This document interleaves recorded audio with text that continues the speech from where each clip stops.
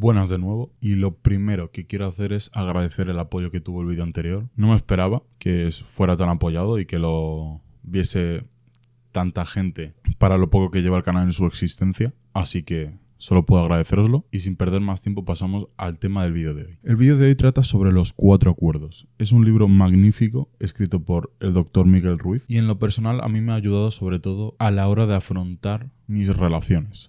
Es decir, sobre todo en cuanto a la comunicación y en cuanto a la perspectiva que tengo de la relación. Os preguntaréis, los 4 acuerdos, ¿cuáles son? ¿Qué es un acuerdo?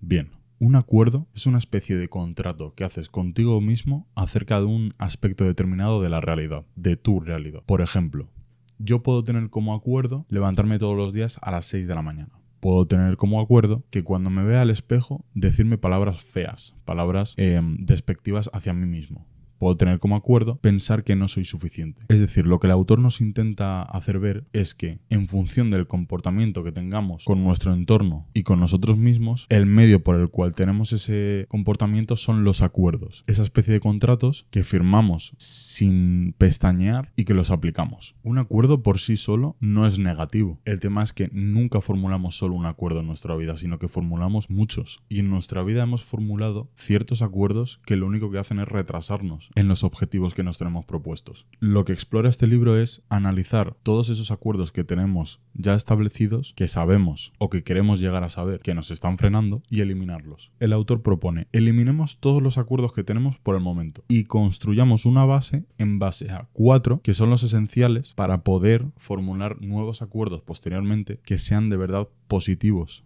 para nuestro proyecto de vida. Desde luego que hay que eliminar todos esos acuerdos que nacen del miedo. En el vídeo anterior hablábamos de eso, cómo el miedo externo no puede influirnos a la hora de relacionarnos con los demás. Pues aquí es igual. Los acuerdos que estén relacionados con miedo a perder, miedo al futuro o miedo a lo que no pueda controlar, debemos eliminarlos. Debemos apartarlos para dar hueco a acuerdos que estén fundamentados en algo más seguro. Entonces, ¿cuáles son los 4 acuerdos? El primero es mi favorito y es ser impecable con nuestras palabras. Es decir, es un acuerdo que apela mucho a la verdad. Ser impecable con nuestras palabras significa hablar desde la verdad, no hablar desde la mentira. Esto se aplica tanto a los demás como a nosotros, tanto lo que le decimos al otro como lo que nos decimos a nosotros mismos. Si constantemente estamos hablando desde una base no objetiva a los demás y a nosotros mismos, lo que ocurre es que la relación se ve afectada por esas palabras que decimos. El lenguaje por sí mismo marca los límites de nuestro mundo. Más allá de nuestro lenguaje no podemos pensar. Fijaos la importancia que tiene el lenguaje en nuestras vidas. Por tanto, utilizarlo bien, utilizarlo impecablemente es esencial para construir buenas relaciones con los demás y con nosotros mismos. Por tanto, debemos escoger las palabras en base a lo que queremos decir. Porque ocurre una cosa, cuando uno no piensa en lo que va a decir, son las palabras las que hablan por él y no él mismo el que habla a las palabras. ¿Qué quiero decir con esto? Las palabras, el lenguaje, por sí solo ya tiene significado. Por sí solo ya hay una manera de interpretarlo. ¿Qué pasa? Que el lenguaje no surge de la nada. Lo decimos nosotros. Yo digo una frase. Esa frase no solo tiene el contenido mismo de la frase, sino la intencionalidad que yo le doy a esa frase. ¿Cómo lo digo? ¿Qué entonación le doy? Etcétera. Por tanto, si no cuidamos la manera en la que decimos las palabras y no escogemos bien las palabras que queremos decir, las palabras hablarán por sí solas, obtendrán un significado propio que al final es el que el otro se queda, porque el otro no está en nuestra mente. Nosotros sí que estamos en nuestra mente, pero el otro no está en nuestra mente. Se trata de facilitarle el trabajo al otro para que no haya lugar a malinterpretaciones y sobre todo también para nosotros mismos. Si nos estamos repitiendo palabras constantemente que nos hacen daño de alguna manera, al final nos las acabaremos creyendo de tanto que las repetimos. Hay que hacer un análisis detenido sobre lo que vamos a decir. Pensar antes de hablar. Es decir, hay que dejar un poco de lado las pasiones a la hora de hablar y aportar una cierta racionalidad a lo que vamos a decir. Repito, para que las palabras no hablen por nosotros, sino nosotros a las palabras. Nosotros tenemos que tener control sobre lo que decimos, no lo que decimos control sobre nosotros. A su vez, ser impecable con nuestras palabras hace mucha referencia a no juzgar a los demás. Ocurre comúnmente que una persona hace un determinado acto y tendemos a aplicar juicios a los comportamientos de los demás. Es decir, Pepe hace X y nosotros tendemos a aplicar a ese X un juicio. A decir, Pepe es. Cuando decimos Pepe es en base a una cosa que ha hecho, le estamos juzgando. Ahora bien, juzgar en sí mismo no es negativo. Lo que es negativo es juzgar sin información, sin la información necesaria para poder afirmar que el juicio es verdad, que el juicio tiene que ver con lo que ha sucedido en la realidad. ¿Qué sucede? Que aplicamos juicios muy a la ligera, con muy poco detenimiento en cuanto a pensar si ese juicio es verdadero o falso. Este acuerdo es de los más complicados porque se necesita una atención muy focalizada en cuidar aquello que decimos constantemente. Es un esfuerzo cansado y que requiere fuerza de voluntad si es que nuestro objetivo es construir mejores relaciones, pero los beneficios son tremendos, porque no solo la otra persona va a percibir un espacio más seguro donde estar, porque le estamos hablando como hay que hablarle, sino que nosotros mismos veremos reflejado ese estado positivo de la otra persona en la conversación. Es un beneficio mutuo. Cuando tú hablas bien a alguien, no solo le estás haciendo un bien a ese alguien, sino que tú mismo te estás haciendo un bien a ti. El segundo acuerdo está ligeramente relacionado con lo anterior. Ocurrirá en nuestra vida que habrá personas que no sean impecables con sus palabras. Eso lo tenemos que tener claro. Va a suceder. Ahora bien, sabiendo esto, podemos reaccionar ante eso. Podemos construir un acuerdo para solventar esas situaciones en las que las personas no son impecables con sus palabras. Y de lo que se trata el segundo acuerdo es de no tomarse las cosas de forma personal. Ocurre lo siguiente. Yo envío un mensaje. Ese mensaje va cargado con mis creencias, mis prejuicios y mi manera de entender el mundo. El otro recibe el mensaje, pero no es suyo el mensaje, no le pertenece. Hace una interpretación del mensaje. Lo que hace el otro, en tanto que receptor, es interpretar el mensaje, pero en ningún momento lo que contiene el mensaje le pertenece al receptor. Entonces, no es lógico tomarme de manera personal, porque tomarse algo personal es personalizarlo, es decir, constituirlo como algo mío. ¿Qué pasa?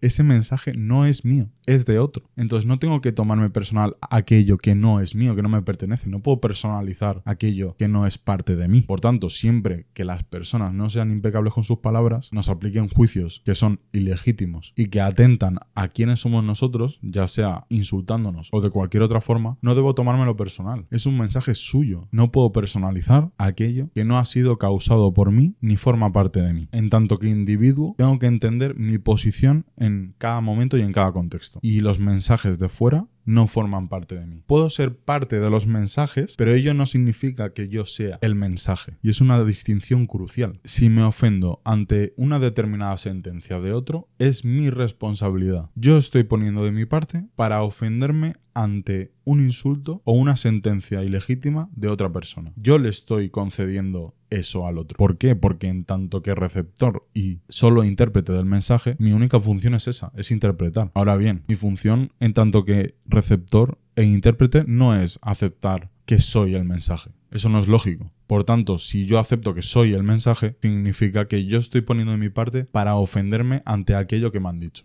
Yo decido lo que acepto como verdad con mi razón y con mi pensamiento crítico. Es súper importante en este acuerdo tener ambos, razón y pensamiento crítico, para analizar los mensajes de fuera mejor, para poder discernir entre cuál es un mensaje que tiene fundamento y cuál no. El tercer acuerdo me parece tal vez el más complicado, porque es de alguna manera antinatural, podríamos decir. Se trata de no suponer. Suponer implica aceptar algo como verdadero que no tengo la certeza de que lo es. Supongo en base a una serie de datos que poseo, que tengo a disposición, pero no son suficientes para constituir una verdad. ¿Qué pasa? Que nos pasamos la vida suponiendo. Nos pasamos la vida sacando conclusiones en base a cosas que no sabemos si son verdad o no. Supongo que mañana pasará el bus a las 4. Supongo que mañana cierta persona me escribirá. Supongo que tal, supongo que.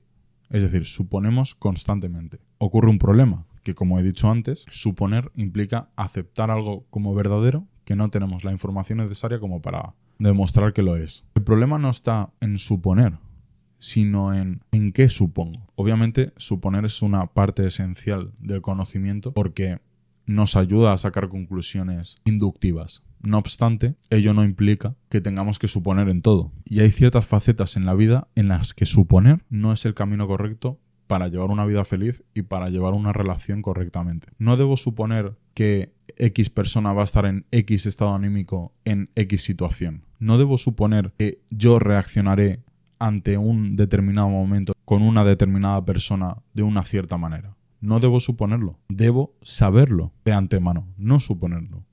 Y para saberlo tenemos herramientas. La comunicación.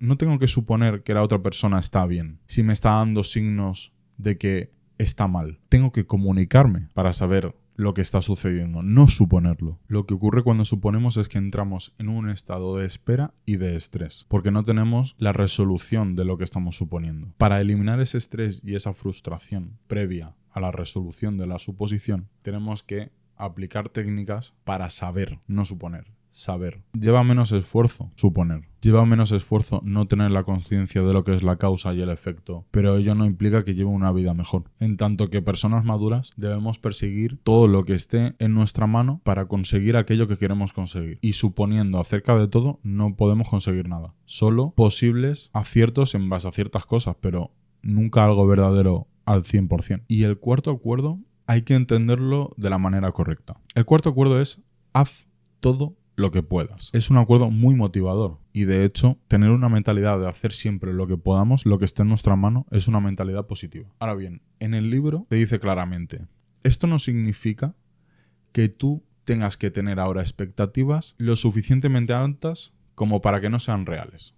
Es decir, si me encuentro en un punto de mi vida en el que lo máximo que puedo dar es un supuesto 20% de mí, para ponerlo en términos entendibles, no debo pretender dar más de ese 20%. ¿Por qué? Porque es imposible. Si me encuentro en el 20% de mis capacidades, no puedo pretender dar más, porque me encuentro en donde me encuentro. Entonces, hay que conducir bien este acuerdo. Hay que dar lo que podamos en el momento en el que podamos y en las condiciones en las que nos encontremos. No pretender más de lo que podamos dar, sino dar lo que podamos dar. Eso ya es muchísimo, porque la contrapartida es no dar nada en ningún caso. Se trata de un poco aplicar el sentido común en este acuerdo. Saber que no siempre podremos dar nuestro 100%. Ello no significa que si estoy en un determinado porcentaje de capacidades, que no pueda darlo hasta ahí. Si estoy en un 40, doy un 40. Si estoy en un 20, doy un 20. Si estoy en un 100, doy el 100. No más porque caemos en la frustración y no menos porque siempre nos quedaría esa espinilla de podría haber dado más. Y eso luego surge en frustraciones, en arrepentimientos. Para no arrepentirnos acerca de las cosas que hacemos o de las cosas que creemos que nos merecemos, lo que este acuerdo nos dice es: en el contexto en el que estés, da lo que puedas.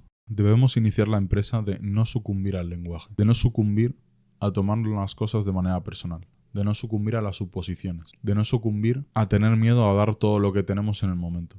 Debemos iniciar la empresa de tomar una iniciativa sobre escoger mejor nuestras palabras, tomarnos las cosas tal y como son, no personalizarlas, realizar conclusiones en base a fundamentos correctos y verdaderos, no informaciones flacas y con poco contenido. Y en lo que el contexto me permita, dar lo que tenga, dar lo posible. Y para terminar, leeré una hoja que me parece la más bonita de todo el libro y que creo que debéis escuchar. Vale, la página dice así: imagínate que vives sin miedo a ser juzgado por los demás. Ya no te dejas llevar por lo que otras personas puedan pensar de ti. Ya no eres responsable de la opinión de nadie. No sientes la necesidad de controlar a nadie, y nadie te controla a ti. Imagínate que vives sin juzgar a los demás, que los perdonas con facilidad y te desprendes de todos los juicios que sueles hacer. No sientes la necesidad de tener razón, ni de decirle a nadie que está equivocado.